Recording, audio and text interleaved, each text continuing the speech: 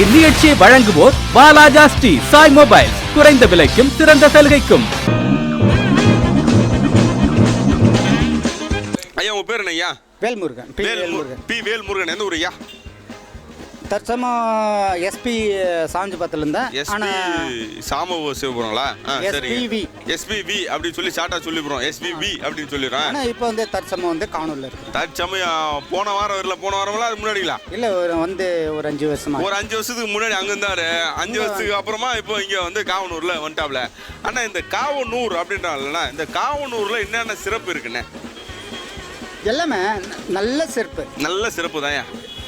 என்னுடைய பிரச்சனை இல்லாத யாருமே எல்லாருக்குள்ள ஒத்துமை தான். இங்க வந்தவங்க ஒரு 10 வருஷத்துக்கு மேல திமிர்ல கூட இல்லை. ஆனா இந்த இடத்துல எல்லா பொருள் கிடைக்குது. எல்லாமே இங்க வந்தீங்கன்னாக்கா உங்களுக்கு வந்து பார்த்தா குடும்பத்துக்கு தேவையான மாதிரி எல்லா கடைகள்ல இருந்து எல்லா பொருளும் கிடைக்குது. அதனால இனிமே நீங்க எங்காவது ஏதாவது உங்களுக்கு காய்கறி ஏதாவது கிடைக்கல போல வரலாம், நேரா காவனூர் கிளம்பி வாங்க. பாருங்க அத பாருங்க, உங்களுக்கு கடை இங்க பக்கத்துல வச்சிருக்கிறோம். நீங்க உடனே கிளம்பி வந்தீங்கன்னாக்கா இங்கே வச்சு எல்லா பொருளும் கிடைக்குது. அதனால அண்ணன் அங்கிருந்து காவனூருக்கு வந்துட்டாப்ல. அண்ணன் எங்காவது சுற்றுலா எங்காவது போயிருக்கீங்களா நீங்க?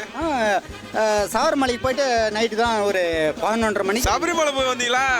கேட்டீங்களா? ஐயப்பனை போய் தரிசனம் பண்ணிட்டு வந்துடும். அப்படியே கப்புன்னு பிடிச்சி அப்படியே இசுன்னு வந்துடுறான். அண்ணே இந்த ஐயப்பனை போய் தரிசனம் செய்யறோம்லண்ணே, இது வந்து எத்தனை நாள் நம்ம வந்து 48 நாள் விரதம் இருந்தாதான் அந்த ஐயப்பன் அதனுடைய 18 படி ஏறத்துக்கு அதனுடைய காலு வய எதுவுமே கல்லும் முள்ளும் சவரிக்கு மெத்தன்றாங்களே. கல்லு முள்ளு காலுக்கு மெத்தன்றாங்க. அது போல நம்ம போயிட்டு வந்த பிறகுதாங்க, அதான் போயிட்டு வந்த அப்புறமா தான் தெரியும் அப்படின்றாங்களே. அதுல எத்தனை படி இருக்குதாங்க? 18 படி. 18 படிங்களா? அந்த 18 படி ஏறது வந்து இருமுடி இருந்தா தான் ஏத்துவாங்களா? இருமுடி இல்லைன்னா கூட ஏத்திடுவாங்களா? இருமுடி இருந்தா தான் ஏத்துவாங்க. இருமுடி இருந்தா தான் ஏத்துவாங்க, இல்லைன்னா ஏத்த மாட்டாங்க. வேற வழியில தான் போய் நீ ஐயப்பன ஊர்ல பாத்துட்டு வரலாமே தவிர. ஆனா அந்த 18 படி ஏறணும்னா உங்களுக்கு தலை மேல இருமுடி. அந்த இருமுடி உள்ள என்னென்ன இருக்கும்? என்ன நெய் தேங்காய் இருக்கும். நெய் தேங்காய்களா? எப்படி தேங்காய் வெளியே நெய் இருக்குமா, தேங்காய்க்குள்ள நெய் இருக்குமா? தேங்காய் உள்ளதான் இருக்கும். தேங்காய் உள்ளதான் இருக்கும். வெளியே வச்சா நாங்கன்னா போட்டு முக்கிய தும்புறோம். அதை இல்ல தெரியாது, நான் தெரியாது கேட்டு தெரிஞ்சுக்கிறேன். நான் வேற ஒண்ணும் இல்லைண்ணா. அப்புறம் வேற என்னென்ன இருக்கும்? இன்னும் நம்ம பூஜை பொருள் எல்லாம் இருக்கு. இருமுடி எதற்காக கட்டுறோம்? நம்ம போயிட்டு வர வைக்கும் நம்மளுக்காக, நம்ம அதனுடைய ஐயப்பனுக்காக நம்ம போயிட்டு வரோம் பாரு, அதனுடைய சந்தனம் நம்மளுக்காக கிடைக்கணும், அருள் கிடைக்கணும் அப்படின்னு பண்றோம். அதாவது இருமுடியில வந்து எதுக்கு ஒவ்வொன்று வச்சிருக்காங்கன்னா, தேங்காய்க்கு ஒரு அர்த்தம் இருக்கு, உள்ள போடக்கூடிய அரிசிக்கு ஒரு அர்த்தம் இருக்கு, அதுக்கு அடுத்தபடியே பைசா போறாங்களா பணம் போறாங்க அதுக்கு ஒரு அர்த்தம் இருக்கு. அதுல வந்து உள்ள வந்து உங்களுக்கு துணிலாம் வைப்பாங்க, அதுக்கெல்லாம் ஒரு அர்த்தம் இருக்கு, ஒவ்வொன்றும் இருக்கு. நம்ம சபரிமலை யாத்திரையை பத்தி பேசணும்னா ஒரு நாள் முழுக்க பேசிட்டே இருக்கலாம். அதனால இப்ப அடுத்தபடி அண்ணன் கேள்விக்கு வந்துருவோம். அண்ணன் உங்ககிட்ட இப்போ ஒரு கேள்வி கேட்க போறோம்னே. இந்த கேள்வி நீங்க சரியான பதில் சொல்லிட்டீங்க அப்படின்னா வாலாஜா சாய் மொபைல் அழகே ஹெட்ஃபோன் வந்து உங்களுக்கு கிஃப்டா காத்திருக்குதுண்ணே. என்ன கேள்வி அப்படின்னாக்கா, இந்த மருந்துகளில் ராணி அப்படின்னு எதனை சொல்லுவாங்க? மருந்துலாம் இப்போ நம்ம சாப்பிட்றோம் இல்லைண்ணே, போயிட்டு ஒவ்வொரு மருந்து சாப்பிட்றோம். உடம்பு சரியில்லாம் ஒரு மருந்து சாப்பிட்றோம், தலைவலியும் ஒரு மருந்து சாப்பிட்றோம், ஜலதோஷம் பிடிச்சா ஒரு மருந்து சாப்பிட்றோம், இல்லைன்னா போயிட்டு உடம்பு சரியில்லை போய் படுத்தோம்னாக்க நம்மளுக்கு குளுக்கோஸ் சேர்த்துறாங்க. இது போல் நிறைய மருந்துகள்லாம் போடுறதில்ல. இந்த குறிப்பிட்ட ஒரு மருந்து மட்டும்தான் ராணின்னு சொல்லி சொல்லலாம். அதான் அதை வச்சு தான் மற்றது எல்லாமே வந்து நம்மளுக்கு ஒவ்வொன்றும் வேலை செய்யும். இப்போ அதில் 100% இருக்குன்னு வச்சுங்க, அடுத்ததில் 10%, 5% இதை வந்து நம்ம கூட கலந்தோம்னா தான் உடம்பு வந்து சரியாகும் அப்படின்னு சொல்லி சொல்கிறாங்க. அது என்ன மருந்தாக இருக்கும்னே? நாட்டு மருந்துலாம் சேர்த்து நீங்கள் சொல்கிறீங்களா? இல்லை, நாட்டு மருந்தில் கூட இருக்காது, அதே வந்து ஆங்கில மருந்துலேயும் இருக்காது. இதுதான் வந்து மருந்துகளில் ராணி அப்படின்னு சொல்லி சொல்லுவாங்க. இதை போட்டோம்னாவே உடம்பு வந்து சரியில்லை அப்படின்னா எடுத்த மாதிரி ஒரு இன்ஜெக்ஷன் போட்டோம்னா அவர் டக்குன்னு எழுந்து உட்காந்துருவார். ஆனால் அது அண்ணனுக்கு வந்து அதை பற்றி விஷயம் தெரியல. இல்லை நான் சொல்லுவேன். எனக்கு ஒரு 5 நிமிஷம் டைம் கொடுத்தா நான் சொல்லுவேன். நீங்கள் போயிட்டு வாங்க, இங்கே இருப்போண்ணே. இன்னைக்கு ஃபுல்லாக இங்கே தான், இந்த நிகழ்ச்சி ஃபுல்லாக காவனூரில் தான் போயிது. அண்ணன் இப்போ கொஞ்சம் நேரத்தில் தேடி கண்டுபிடிச்சி என்னென்னு வந்து சொல்லுவார். அடுத்தது யார் என்ன சொல்கிறான்னு பார்ப்போம்.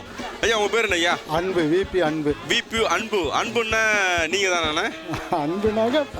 அன்புன்னா இவரு தான், அன்புனாலும் இவரு தான். அண்ணா நீங்கள் எப்படி மற்ற மேலே நிறைய அன்பு வைப்பீங்களா, குறைவான அன்பு வைப்பீங்களாண்ணே? நல்லா அன்பு வைப்பீங்க. ஒருத்தர் மேலே அளவுக்கு மீறி அன்பு இருந்தால் அவங்க அதை வந்து நம்ம எப்படின்னா வெளிப்படுத்துவோம்?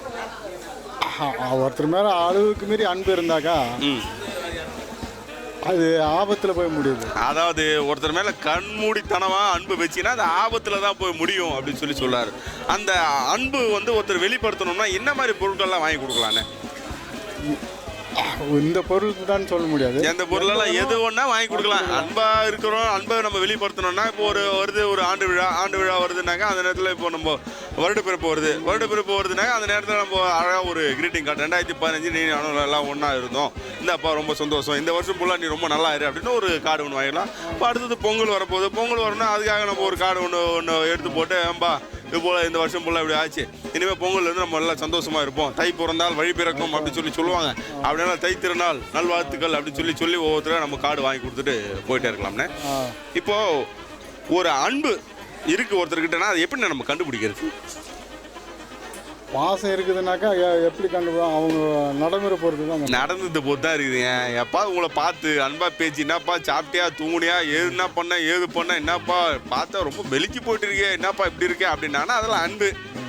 நீ எப்படின்னா சாப்பிடா கட்டி போ என்னன்னா போனாக்கா உள்ளத்தில் வச்சுக்கின்னு கேட்குறவங்களும் இருக்கிறாங்க, அதுவும் இருக்கிறாங்க, இப்படி இருக்கிறாங்க. அகத்தில் ஒன்று புறத்தில் ஒன்றுன்னு வச்சுக்கிட்டு உள்ள ஒன்று வெளியே ஒன்று வச்சு பேசிக்கிட்டு இருக்கிறாங்க. 40 வருஷத்துக்கு முன்னாடி அந்த மாதிரி. இப்பெல்லாம் அந்த மாதிரி இல்லை. இப்பெல்லாம் அதெல்லாம் அன்பு குறைஞ்சி போச்சுங்க. 40 வருஷத்துக்கு முன்னாடி இருந்தது, இப்போதான் குறைஞ்சி போச்சு அப்படின்னா. அண்ணா நீ என்ன வேலை பார்க்குறீங்களே? நான் முருகப்பா குரூப்பில் வேலை செஞ்சேன். முருகப்பா கம்பெனியில் அண்ணன் வேலை பார்த்துட்டு இருந்தால, அப்புறம் கர்நாடகாவில் வேலை பார்த்துட்டு இருந்தீங்களா? ரைட்ண்ணே. அப்புறம் கர்நாடகாவிலேருந்து இப்போ இங்கே வந்துட்டீங்களா? ரிட்டையர் ஆகி வந்துட்டீங்களா? சரிண்ணே. கன்னடம் பேசுறது ரொம்ப சுலபங்களா, தமிழ் பேசுறது சுலபமாண்ணே? கர்நாடகா நல்ல ஒரு புண்ணியம் பூமி, நல்ல ஒரு எந்த ஒரு கபடம் இல்லாத. அதாவது அங்கே இருக்கிறவங்களாம் ரொம்ப பார்த்தீங்கன்னா கள்ள கபடம் இல்லாமல் இருக்காங்க அப்படின்னு சொல்கிறாரு. இல்லை ஒரு வார்த்தை பேசினாக்கா பண்றி இங்கே மோசமான வார்த்தை. அதாவது வாயில் பார்த்து கூப்பிடுறப்பவே அங்கே போனோம்னா குரு கொஞ்சம் இது கொஞ்சம் பண்ணுப்பா அப்படின்னு வார்த்தையெல்லாம் சொல்லுவாங்க. குரு பாபு அது போல வார்த்தையெல்லாம் வேணாம். இங்கேனா டேய் கொஞ்சம் பெட்ரோலை போடுறா வாடா, டேய் கொஞ்சம் ஊத்துறா, டேய் வாடா, டேய் வாசனெல்லாம் வந்து லே பாரோ லே வாடான்றாரு அப்படி. ஆனால் சில மங்களூர் இந்த கன்னடாலாம் பாரப்பா கொஞ்சம் வாப்பா ஐயா செய்யா அப்படி பண்ணியா அப்படின்னு சொல்லி அழகாக சொல்கிறாங்க. அதனால் நம்ம வார்த்தைகளை போடுறப்போ எல்லார்ட்டையும் மரியாதையான வார்த்தைகளை நம்ம போனோம்னாக்கா அன்பு தானாக வந்துடும். ஒரு இடம் போனோன்னோட ஒரு இடம் பெட்ரோல் போகிறீங்க, பெட்ரோல் போனால் ஏம்மா தம்பி வாப்பா கொஞ்சம் பெட்ரோல் போட போனால் வந்து போட்டுருவான். அதை விட்டுவிட்டு டேய் வாடா பெட்ரோலை போடுறா அப்படின்னா என்ன ஆகும்? பெட்ரோலு வண்டிக்கு போகிறவர்களே மேலே போட்டுருவார். அதனால் எங்கே போனாலும் கொஞ்சம் மரியாதையாக பேச்ச கற்றுக்குங்க அப்படின்னு சொல்லலாம். ஆனால் இப்போ உங்கள்கிட்ட ஒரு கேள்வி கேட்குறேன்னே. இந்த கேள்விக்கு நீங்கள் சரியான பதில் சொல்லிட்டீங்க அப்படின்னாக்கா பாலாஜி சாய் மொபைல் சொல்லணும் அழகிய ஹெட்ஃபோன் உங்களுக்கு கிஃப்டாக காத்துருக்குதுண்ணே. என்ன கேள்வி அப்படின்னா, மறுசுழற்சிக்கு பயன்படுத்தப்படும் ஒரே ஒரு உயிரினம் எது? ஒரு உயிரினம் மட்டும் தான் மறுசுழற்சினா என்னன்னு தெரியுமாண்ணே? ரீசைக்கிள்ன்றது தெரியாது. ரீசைக்கிள்ன்றது என்னன்னு தெரியாது அண்ணன் சொல்லிட்டோம்ல. நீச்சல் தொடர்ந்து பாருங்க. ரீசைக்கிள்லாம் என்ன, மறுசுழற்சினா என்னன்றதை நான் இதுலேயே கூட சொல்லிட்டே வரேன். இதோடைய விடையை இதுலேயே சொல்லுவேன், பார்த்துட்டாரு. தம்பி உன் பேர் என்ன? என் பேர் எஸ் மோகன சுந்தரம். எஸ் மோகன சுந்தரம். உன் பேர் என்னப்பா? டி அஜய்குமார். டி அஜய்குமாரா? அஜய்குமாராம்பா. அடுத்தது ஜி நவீனா. எல்லாருமே என்ன படிக்கிறீங்க? நான் 10வது படிக்கிறேன். நீ? நானும் 10வது படிக்கிறேன். எல்லாரும் 10வது தான்பா. இந்த 10வது பொதுத் தேர்வு வருதா? பொதுத் தேர்வு எப்போ வரப்போகுது? மார்ச் 19. மார்ச் 19 ஆரம்பிச்சு என்னைக்கு முடிய போகுது? ஏப்ரல் 24. ஏப்ரல் 24. இந்த பொதுத் தேர்வு எதுக்காக வைக்கிறாங்க? பொதுத் தேர்வு எல்லாரும் நீ படிச்சு நல்ல நிலைமைக்கு வர்றதுக்கா? இதுல படிச்சுதான் நல்ல நிலைமைக்கு வர முடியும். அதனால தான் எங்களுக்கு பொது தேர்வு வச்சிருக்கிறாங்க. இதை விட்டா லைஃபே போச்சு. அதனால இருக்கிறவங்க எல்லாம் கொஞ்சம் கண்ணுங்க கருத்துமா 10வது வந்துருக்கு, நல்லா படிங்க. அப்படிதானே? இப்போ படிக்கிறோம்ல, இந்த படிக்கிறது மண்டல ஏறணும்னு நம்ம என்ன பண்ணோம்? என்ன பண்ணோம்? இது தெரியாதானா நாங்களும் இத்தனாலா படிச்சுக்கிறோம். எப்படி மண்டையில ஏறதுன்னு எங்களுக்கே தெரியவே இல்லை. அந்த படிக்கிற வாயில வர மாட்டேன்தான். எழுதி காட்டுறியா? ஏன்பா பேப்பர் பேனா கொடுப்பா, எழுதி காட்டுவாங்க பசங்க. அப்படி கிடையாதா? படிக்க பார்த்து நம்ம நல்லா கவனிச்சு படிக்கணும்னா அப்பதான் நல்லா படிக்கிறப்போ நல்லா கவனிச்சு அது என்னன்னு அர்த்தம் புரிஞ்சு படிக்கணும். கரெக்டா? சைடுல எங்க பார்க்க கூடாது, மட்டும் கவனிச்சு நல்லா. சைடுல பார்க்க கூடாதா? பேசாத குதிரைக்கு கட்டுற கடிவாளம் மாதிரி கட்டி விட்டுருவான். இப்படி திரும்பினா எதுவும் சைடில் தெரியவே தெரியாது, நேராக பார்த்து படிக்கலாம் அப்படின்னு. அதாவது ஒரு புத்தகத்தை நம்ம எடுத்து படிக்கிறோம் அப்படின்னாக்கா நீங்கள் வந்து சரியான நேரத்தில் எழுந்து படிக்கிறது போகிறது வருது, இது மாதிரி நிறைய விளையாட்டுகளை வந்து நிறைய குறைச்சிடணும். டிவி பார்க்குறதுலாம் நிறைய குறைச்சிட்டு நீங்கள் வந்து ஸ்கூல் போனோமா, பள்ளிக்கூடம் முடிஞ்ச உடனே நேராக வீட்டுக்கு வந்தோமா, வந்த உடனே ஏதாவது கொஞ்சம் சாப்பிட்டுட்டு மறுபடியும் எழுந்து உட்காந்து பொறுமையாக படிங்க. சும்மா இன்றைக்கி ஃபுல்லாக வந்து இந்த புத்தகத்தை முடிக்கணும்னு சொல்லி மொத்தமாக தரலைன்னா உன்னால் படிக்க முடியாது. ஒவ்வொரு நாளைக்கு ஒவ்வொரு பாடமாக கொஞ்சம் கொஞ்சமாக படித்து அதை வந்து படித்ததுக்கப்புறமா எழுதி பாருங்கள். எழுதி பார்க்கறது மூலியமாக தான் அது உங்கள் மனசில் பதிஞ்சிருக்குதா இல்லையா அப்படின்னு தெரியும்.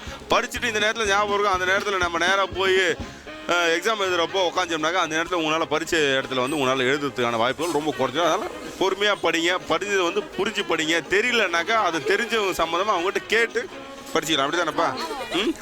இது மாதிரி டவுட்லாம் யார்கிட்டப்பா கேட்பீங்க அதிகமாக? வாத்தியார்கிட்ட கேட்பீங்க? ஐயோ, நான் கூட வெளியே மளிகை கடைக்கார அண்ணங்கிட்ட கேட்டுருவாங்க அப்படின்னு நினச்சினேன். வாத்தியார்கிட்ட கேட்பீங்களா டவுட்டு? அப்புறம் வாத்தியார் எப்படி நல்லா சொல்லி கொடுப்பாரா இல்லையா? வாத்தியாருக்கே இப்போ டவுட் வந்துக்குதாப்பா இல்லையா? டவுட் வந்தா HM கிட்ட சொல்லுவாரு. ஓ, வாத்தியார் டவுட் வந்தா அவர் நேரா HM கிட்ட போடுவாரு. HM டவுட் வந்தா என்ன பண்ணுவாரு? அவர் CODO கிட்ட போவாரு. CODO கிட்ட வரலாம் போடுவாங்களாம். பாத்தீங்களா, அவங்க ஒரு டவுட் வந்தா நோத்துட்டு கேட்கறது ஒரு ஆளை வச்சிருக்காங்க. அப்படித்தானே? CODOக்கு வந்து அவங்க எங்க போவாங்க? அவங்க எதனா அமைச்சர்கிட்ட முதலமைச்சர்கிட்ட போடுவாங்களாம் டவுட்டு. இவங்களுக்கே டவுட்டா வந்து எல்லாம் அப்படியே போயிடுந்தா பசங்க எங்க இருந்து எப்படி படிக்க போறாங்க தெரியலையே. சரி, ரைட்டு. தம்பி, படம்லாம் பார்க்குற பழக்கம் உண்டாப்பா? எப்படா ஒரு டைம்? இப்போ கிட்டத்தில் என்ன படம் பார்த்தேன்? இப்போ கிட்டத்தில் கத்தி படமா? கத்தி அஞ்சானா? தம்பி, 10வது பொது தேர்வு வருதுன்னு ஒரு பயம் கூட இல்லாமல் போய் ஒரு படத்தை பார்த்துட்டு வந்து, அதுவும் இங்கே எல்லாருக்கும் முன்னாடி நான் 2 படத்தை பார்த்துட்டு வந்து சொல்லியிருக்கிறேன். இனிமேல் அதெல்லாம் படத்தை பார்க்குறத கொஞ்சம் குறைச்சிவிட்டு படிக்கிற வேலையை பார்த்தீங்கன்னாக்கா நல்ல எவ்வளோ மார்க் வாங்கணும்னு ஆசைப்படுற மதிப்பெண்? நான் 350க்கு மேலே வாங்க. 350க்கு மேலேயா? இதுக்கு மேலே வரணும் அப்படின்னா நீ என்ன முயற்சி பண்ணுவேன்? நல்லா படிக்கணும். எல்லாருக்கும் தெரிஞ்சதில் ஒரே வார்த்தை, நல்லா படிக்கணும். இதுக்காக ஏதாவது தனியாக ஏதாவது டியூஷன் ஏதாவது போகிற பழக்கம் ஏதாவது உண்டா? அதெல்லாம் கிடையாது. வீட்டில் போய் படிக்கிறதே எங்களுக்கு போதையா. டியூஷன்லாம் போனால் 350ன்றது 650க்கு மேலே எடுத்துருவோம். 650 மேலே போடுவாங்களா? 500 வரலும் தான். அதுக்கு மேலே எங்கேயா 150 சேர்த்து போடுவாங்க. அவ்வளோதான். இல்லை 2 முறை ஒன்றா ஏதி 300 600 வாங்கிக்கலாமா? அப்படி கொடுக்க மாட்டாங்களோ? என்ன அப்படிலாம் கொடுக்க மாட்டாங்களாமே. இல்லைனா நானும் 2 முறை எழுதி 300 600 மார்க் வாங்கியிருப்பேன்.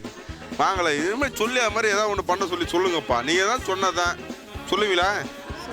யார்கிட்ட சொல்லுவீங்க? அதெல்லாம் வாத்தியாரெல்லாம் கேட்க மாட்டாங்களா? நாங்களே வாத்தியார் சொல்கிறது கேட்குறது. நாங்கள் சொல்கிறது வாத்தியார் கேட்டுருவாரா? பசங்க தெளிவாக தானே இருக்கிறாங்க. தம்பி, இப்போ உங்கள்கிட்ட ஒரு கேள்வி கேட்குறேன்பா. இந்த கேள்விக்கு நீங்கள் சரியான பதில் சொல்லிட்டேன் அப்படின்னாக்கா வாலாஜா சாய்பு புத்தகம் அழகாக ஹெட்ஃபோன் வந்து உனக்கு பரிசாக காத்திருக்குது. என்ன கேள்வி அப்படின்னாக்கா, மறுசுழற்சிக்கு பயன்படுத்தும் ஒரே ஒரு உயிரினம் எது? தெரியாது. இதுல எவ்வளோ ஒரு சந்தோஷம் பார்த்தீங்களா தெரியாதுன்றதுல? தெரியாதுல சந்தோஷம். யார் சரியா சொல்றான்றத பார்ப்போம்.